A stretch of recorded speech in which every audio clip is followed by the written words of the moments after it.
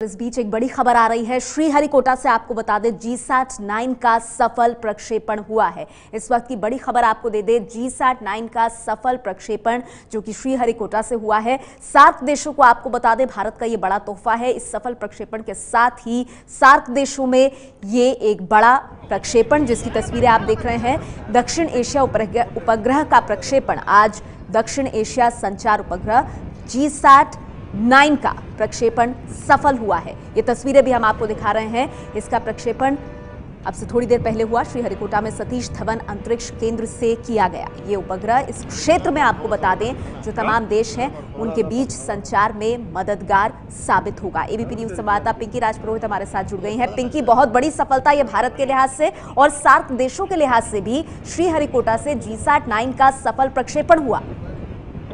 देखिए, बिल्कुल नेहा, एक सफल प्रक्षेपण के साथ ही भारत की ओर से तमाम जो पड़ोसी देश है उनको एक बहुत ही बेहतरीन और बड़ा तोहफा भारत ने दिया है। जिस तरह से प्रधानमंत्री नरेंद्र मोदी ने अपनी कुर्सी 3 साल पहले संभाली थी, तभी उन्होंने ये कहा था कि 7 देशों को भारत अपनी ओर से एक बड़ा तोहफा देगा और इसी तोहफे के मद्देनजर आज इसरो ने ये प्रक्षेपण किया है GSAT सैटेलाइट का।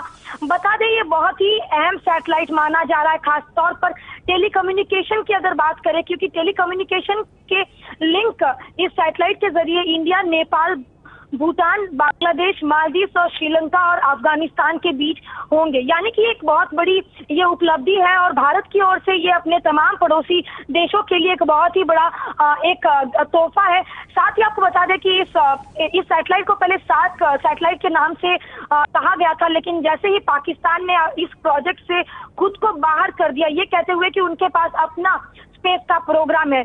हालांकि पाकिस्तान ने अब तक केवल 5 सैटेलाइट ही छोड़े हैं, लेकिन जिस तरह से उसने अपने आप को इस पूरे प्रोग्राम से बाहर किया, उसके बाद इसका नाम रखा गया साउथ एशिया सैटेलाइट, जिसकी लागत की अगर बात करें तो 235 करोड़ की लागत आई है। और GSLV जो कि अमूमन एक बहुत ही टफ सैटेलाइट के रॉकेट के तौर पर देखा जाता है, क्योंकि पिछले कई प्रक्षेपण में हमने देखा है कि किस तरह से GSLV जो जियो सिंक्रोनाइज लॉन्च व्हीकल है वो कई बार फेल होता रहा है। लेकिन अब जिस तरह से एक सफल प्रक्षेपण इसरो की ओर से हुआ है और जिस गति के साथ ये आसमान की ओर और अंतरिक्ष की ओर बढ़ रहा है, ये भारत की ओर से इन तमाम देशों के लिए एक बहुत बड़ा तोहफा कह सकते हैं। क्योंकि चाहे वो डिजास्टर्स हो या कई ऐसी जो कम्युनिकेशन की बातें होगी, जब कोई बड़ी आपदा आती है तो उस वक्त ये सैटेलाइट बहुत ही मददगार साबित होंगे इन तमाम देशों के लिए।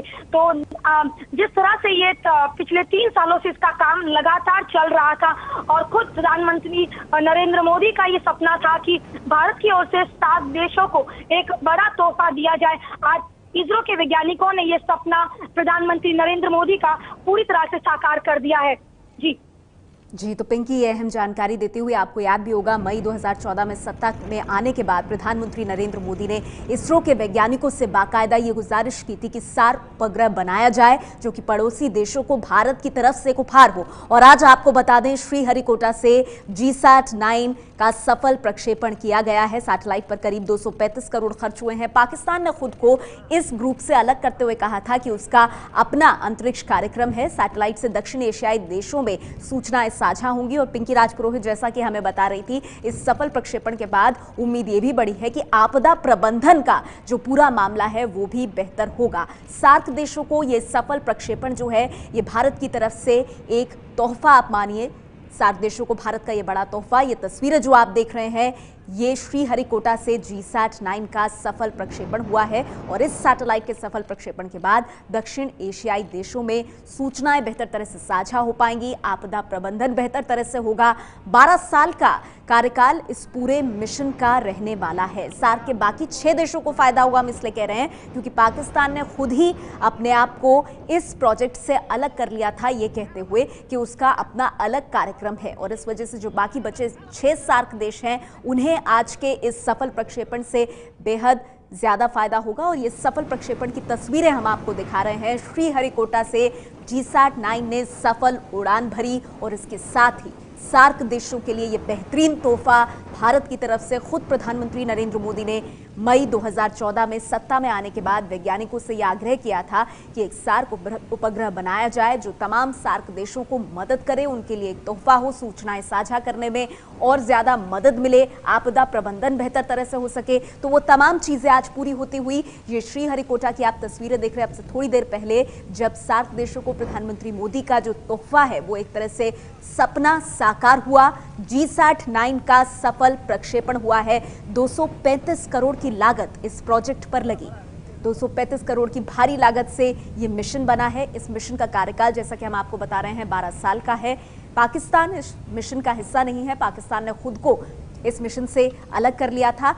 आपको बता दें इस उपग्रह से प्रत्येक देश को DTH VSAT क्षमता और आपदा सूचना के आदान प्रदान में काफी ज्यादा मदद मिलने वाली, यानी सूचनाएं जो हैं वो बेहतर तरीके से सार्क देशों में जा पाएंगी, क्योंकि ये जो तस्वीरें हैं इन्होंने प्रधानमंत्री मोदी के सपने को पूरा करते हुए सार्क देशों को एक ऐसा तोहफा दिया है जिसमें GSAT-9 का सफल प्रक्षेपण एक बड़ी कामयाबी है, ना सिर्फ भारत के लिए, ना सिर्फ भारत के वैज्ञानिकों के लिए, ना सिर्फ इसरो के लिए, बल्कि उन 6 सार्क देशों के लिए भी जिन्होंने इस प्रोग्राम के साथ खुद को जोड़कर रखा। हमारे साथ ABP न्यूज संवाददाता पिंकी राजपुरोहित लगातार जुड़ी हुई है।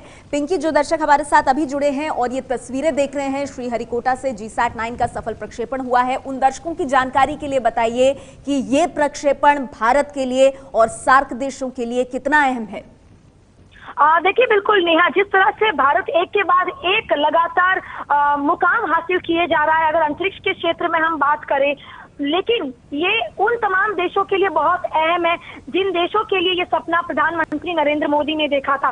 जब से उन्होंने प्रधानमंत्री की कुर्सी संभाली तब उन्होंने इसरो से ये रिक्वेस्ट किया था कि एक ऐसा सैटेलाइट बनाया जाए जो कि सार्क देशों के लिए काफी फायदे में रहे और भारत की ओर से एक बड़ा तोहफा उन्हें हम दे सके। इन तमाम देशों में पाकिस्तान भी शामिल था, इंडिया, नेपाल, भूटान, बांग्लादेश, मालदीव, श्रीलंका और अफगानिस्तान।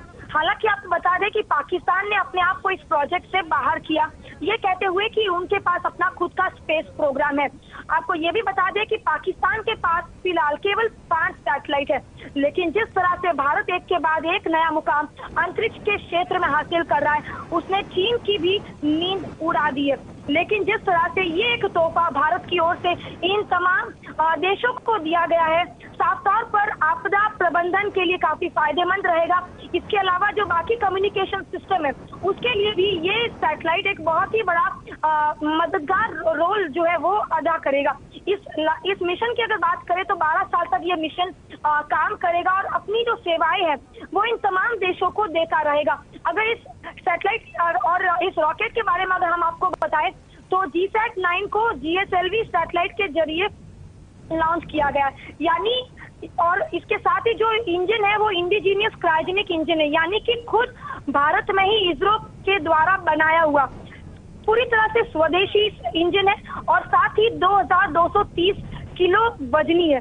जिस तरह से GSLV का निर्माण इसरो ने किया था कि ताकि बड़े से बड़ा जो हेवी टू हेवी सैटेलाइट है वो इस रॉकेट के जरिए लॉन्च किया जा सके, और यही कारण है कि GSLV की मदद इस पर्टिकुलर सैटेलाइट को लॉन्च करने के लिए ली गई, जिसकी लागत तकरीबन 235 करोड़ की आई है। और इस सैटेलाइट की अगर हम बात करें तो सैटेलाइट का वजन 414 किलोग्राम का है।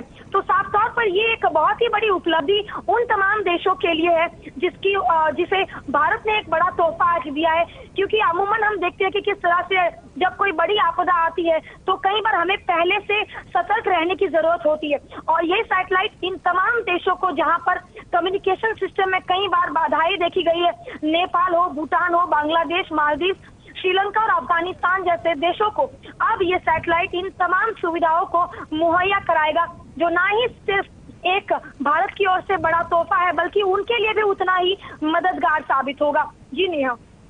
पिंकी, और एक बड़ी बात जो आपने कही, ये भारत के लिए अपने आप में एक और बड़ी उपलब्धि इसीलिए हो जाती है क्योंकि जैसा कि आपने कहा कि स्वदेशी क्रायोजेनिक इंजन का इसमें लगना और फिर इसका सफल प्रक्षेपण होना, यानी पूरी तरह से स्वदेशी तौर पर बनाया हुआ ये मिशन सफलतापूर्वक लॉन्च हुआ है। पिंकी, बिल्कुल नहीं, आपको बता दें कि इंडिजीनियस क्रायोजेनिक इंजन का इस्तेमाल हालांकि इसरो पहले भी करता रहा है, लेकिन जिस तरह से GSLV को एक बहुत ही टफ रॉकेट रॉकेट के तौर पर देखा जाता है, क्योंकि हम अगर पीछे के पन्नों में देखें अगर इसरो के, तो जीएसएलवी को हमने कई बार फेल होते भी देखा है।